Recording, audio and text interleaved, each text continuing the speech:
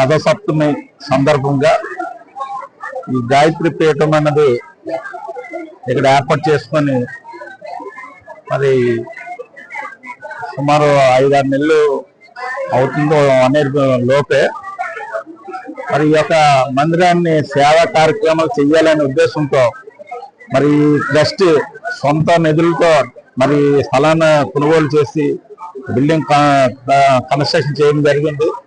మరి ward corporator ఈ building construction అయ్యే టైంలో టౌన్ ప్లానింగ్ కొద్దిగా దీన్ని వాళ్ళ ప్లానింగ్ కాకుండా ఏది కడుతుంటారనే కంప్లైంట్స్ వచ్చింది. మరి వెంటనే నేను వచ్చి చూసి వీళ్ళు నాకు చెప్పారు, ఇలా పీఠం గాయత్రి పీఠం లాంటిది సేవా కార్యక్రమం చేయడానికి తప్ప ఇది ఇండివిజువల్ హౌస్ కాదని. మరి వెంటనే నేను టౌన్ ప్లానింగ్ వాళ్ళతో ఆ రోజు మాట్లాడి వాళ్ళ జోలికి మీరు వెళ్ళొద్దు, వాళ్ళు ఎలా కట్టుకుంటే అలా కట్టుకునేవ్వండి అని నేను ప్లానింగ్ సెక్రటరీకి అండ్ ఎస్సిపి గారికి చెప్పడం జరిగింది. అలాగే తర్వాత వాటర్ ట్యాక్స్ కట్టారు, వాటర్ కనెక్షన్ ఇవ్వలేదు అని చెప్తారు. వెంటనే నేను అధికారులకు గట్టిగా వార్నింగ్ ఇచ్చి ఏఈతో మాట్లాడి వెంటనే చేస్తాం. అలాగే హౌస్ ట్యాక్స్ గురించి ఏదో అడిగారు, మరి ఆర్ఐకి చెప్పి వేయించాం. అలాగే రోడ్ కావాలన్నారు, మరి రోడ్ అయితే పెట్టాను, అది ఇంకా టెండర్ దశలో ఉంది. కానీ వీళ్ళకి చాలా అవసరం అనగానే నేను ఇంకో దగ్గర నుండి వర్క్ తెచ్చుకొచ్చి ఇక్కడ పక్కన ఇంకో వీధిలో కూడా 2 రోడ్లు వేయడం జరిగింది. ఇంకా డ్రైనేజ్ ఒకటి కావాలన్నారు, అది కూడా తొందరలోనే చేస్తాం. అలాగే ఇలాంటి సేవాదాల కార్యక్రమాలు చేస్తున్నందుకు ఈ ట్రస్టీ వారందరూ కూడా పేరు కన్నా ధన్యవాదాలు తెలియజేస్తున్నాం. గతంలో కూడా 3-4 ప్రోగ్రామ్స్ ఇలాంటి కార్యక్రమాలు జరిగినప్పుడు నన్ను ఆహ్వానించారు. మరి నాకు సండే అంటే చాలా బిజీగా ఉంటాను, ఎందుకంటే ఫ్యామిలీ డిస్ప్యూట్లు కానీ ఏదైనా డిస్ప్యూట్లు అన్నీ కూడా మా పంచాయతీలో మా గ్రామంలో ఎప్పుడు కూడా ఆదివారం బిజీగా ఉంటాం. దానివల్ల అనివార్య కారణాల వల్ల రాలేకపోయాం.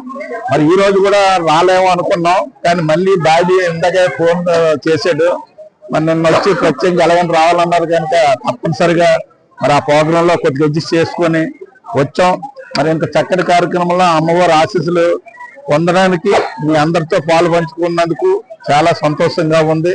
మరి అమ్మవారి ఆశీస్సులు మనందరికీ ఈ చుట్టుపక్కల ప్రజలందరూ కూడా అందరూ హ్యాపీగా ఉండాలి, అందరూ కూడా పిల్లలు బాగా ఆరోగ్యవంతంగా చదువుకున్న ప్రయోజనాలు అవ్వాలి.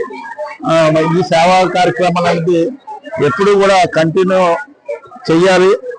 ఎందుకంటే కొంతమంది వృద్ధాప్యం వచ్చినప్పుడు కూడా ఇంకా తర్వాత తరం అందరూ కూడా ఈ ట్రస్ట్ అన్నదాన్ని కంటిన్యూ చేసి ప్రజలకి అందుబాటులో ఉండి ప్రజలకి రోజులు కానీ లేకపోతే పెళ్లి రోజులు కానీ ఇలాంటివి వచ్చినప్పుడు కూడా ఇక్కడ బ్రాహ్మణ్స్ పంతులు గారు ఉంటారు, రెసిడెంట్స్ అన్ని కూడా ఇచ్చారు. మరి అలాంటప్పుడు ఇక్కడికి వచ్చి మంచి పూజా కార్యక్రమాలు అన్ని కూడా చేసుకోవడానికి కూడా అవకాశాలు ఇస్తారు. అందుకు ప్రజలందరూ చుట్టుపక్కల ప్రజలందరూ కూడా మరి ప్రత్యేకంగా ప్రజల తరఫున మరి ఈ కమిటీ వారికి ధన్యవాదాలు తెలియజేస్తూ మరొకసారి అమ్మవారి ఆశీస్సులు అందరికీ ఉండాలని కోరుకుంటూ సెలవు తీసుకుంటాను. సందర్భంగా గాయత్రి పరివార్ ద్వారా 9 కుండాలు యజ్ఞం చేసాము. ఇది మా సెంటనరీ సెలబ్రేషన్ ఏంటంటే చేస్తున్నాం అఖండ దీపానికి, అఖండ జ్యోతిది. ఇంకా మా అమ్మగారు ఏంటంటే అక్కడ పరమ పూజ్య మాతా భగవతీదేవి గారి సందర్భంలో ఇక్కడ జరుపుకున్నాం. మా గాయత్రి పరివార్ మొత్తం యావత్ ప్రపంచంలో 15 కోట్ల మంది జనాభా ఉన్నారండి శిశువర్గం. వారు ఏంటంటే ప్రపంచంలో మొత్తం సేవాభావంతో కార్యక్రమం చేసి ప్రపంచంలో ఒక మార్పు తీసుకురావాలని ఇక్కడ కూడా సేవా కార్యక్రమాల గురించి ప్రాచుర్యం ఇస్తున్నాం. ఫ్రీగా డిస్పెన్సరీ, ఫ్రీ యోగా, ఫ్రీ ఏంటంటే పర్సనాలిటీ డెవలప్మెంట్ కార్యక్రమాలు అన్ని ఇక్కడ చేస్తున్నాం. పుట్టినరోజు అన్ని సంస్కారాలు భారతీయ సంస్కృతి ప్రకారంగా చేద్దామని కంకణం అంటే మా గాయత్రి పరివార సభ్యులందరూ కట్టుకున్నారు. పర్యావరణ రక్షణ ఇచ్చినాక ఏంటంటే ఈ చెట్లు కూడా నాటడానికి ప్లాన్ ఉన్నది. ఇవన్నీ చేస్తున్నాం. ఈ రోజు చాలా ఏంటంటే విశేషం ఏంటంటే మన కార్పొరేటర్ గారికి కనీసం అప్పుడే 4-5 సార్లు అడిగాం రమ్మని, కానీ ఆయనకి కుదరలేదు. ఈ రోజు కూడా అక్కడ ప్రమాణ స్వీకారం ఉన్నది. పాపం అందులో కట్ షాట్ చేసి చాలా అమూల్యమైన సమయం మాకు ఇచ్చారు. ఆయనకి చాలా కృతజ్ఞతలు చెప్తున్నాం. ధన్యవాదాలు సార్ రాజారమణ్ గారు, మీరు వచ్చినందుకు మేము చాలా సంతోషపడుతున్నాం.